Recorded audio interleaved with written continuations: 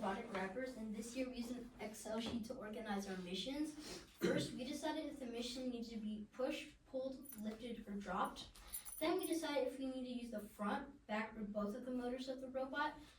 And then we assigned somebody to code the mission and build any extra attachments if necessary. We kept making iterations to this Excel sheet as we went until we finally got it right. This is how we made sure everybody got a part in the robot game. Now Sush will highlight our mission strategy.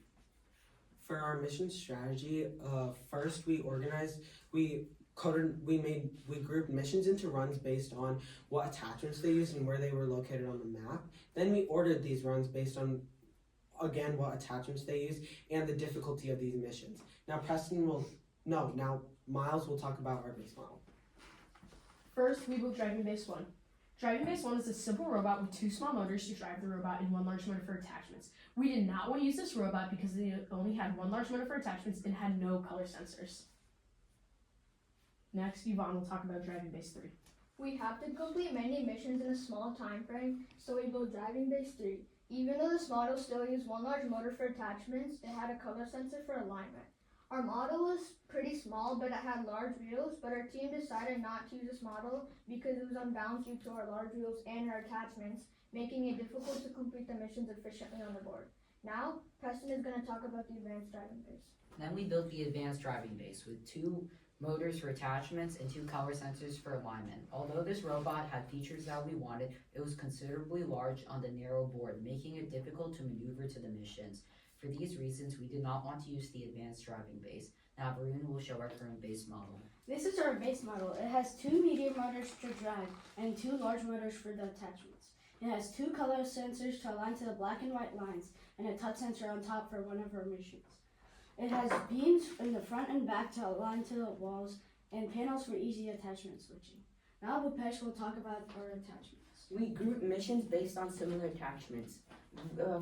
We use this attachment for chain shipping lane. It has a beam with 2 sticks sticking out, so we could go under the yellow bar and lift it to the other side.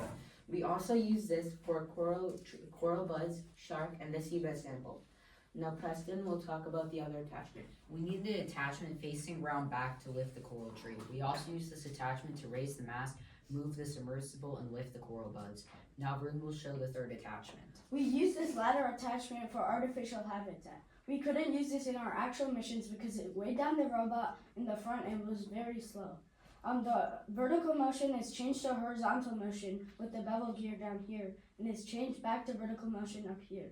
And then this part is connected to a gear here, which is connected to the rack and pinion gear, which helps it go up and down.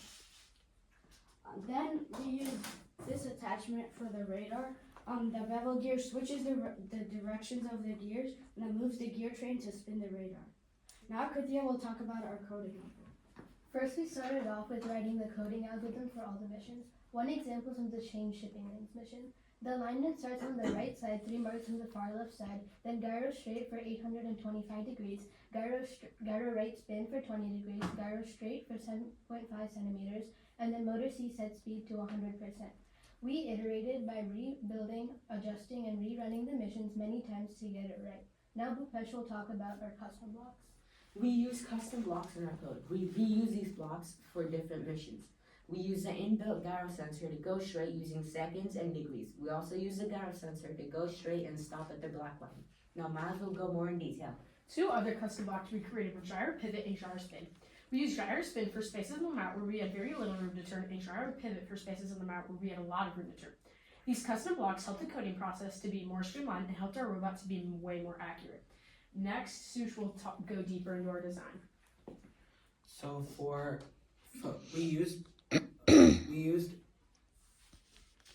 we track code changes by placing it in data folders. We use the broadcast message block to do concurrent programming. This is the change shipping lanes code where we use custom blocks such as the gyro right spin and the gyro straight degrees. Now Dia will talk about our changes after the qualifier. Since the qualifier, we changed one of the back attachment panels to face up to get some height to complete more missions and aligned the robot backwards without the protruding attachment. We also changed gyro straight seconds to move straight centimeters for some missions, and for custom blocks, gyro straight seconds to gyro straight degrees, since the board at qualifier was uneven and seconds did not work as planned. We also changed our score in Robot Game from 110 to 245. Wow. Thank Thank you. you. So did everybody get to build and code? Yes. Yeah, we used Yeah. the Excel sheet to make sure everybody got a mission to code and build. So you said something about there's a sensor on top for detecting. Can you explain that? Never heard of a touch sensor. The touch sensor. The touch sensor. So it's like in one of our missions. So in mission 4, if you don't touch the green button and change the code, instead you push this. In qualifier we got feedback to use more sensors, so we including this one.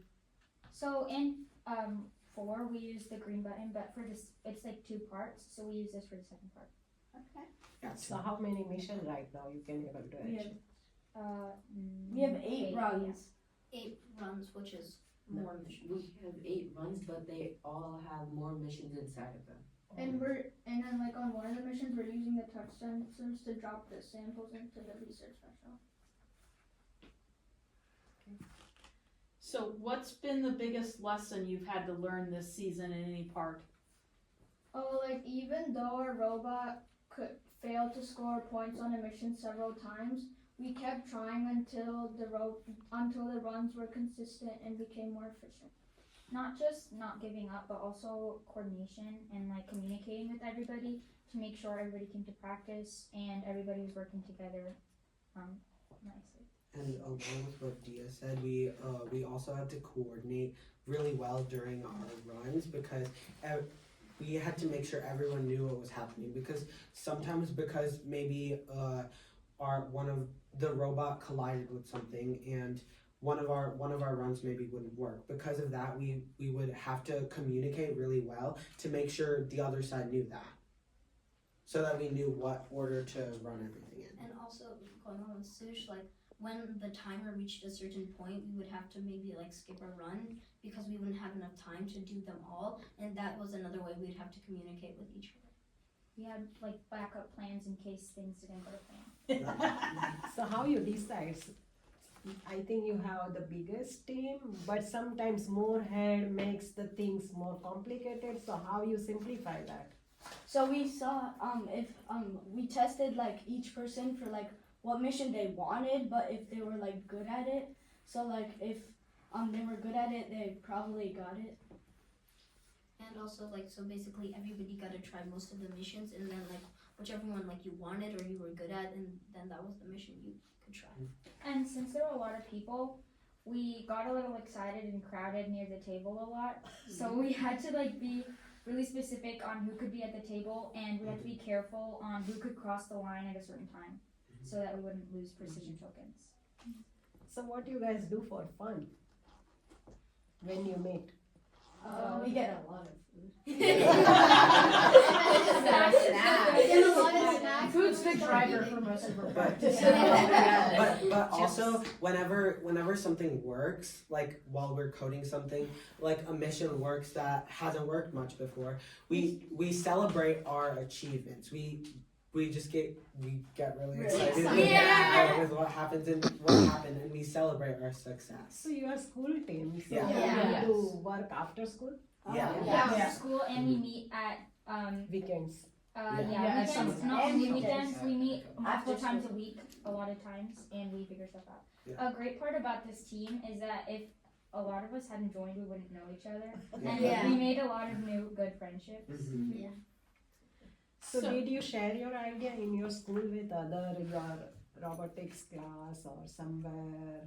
Did you share your idea or show them your robot? Did you did it or is just A lot of our friends actually are doing FLL too, so we share ideas, and okay? we also try to get ideas from them. So Yeah.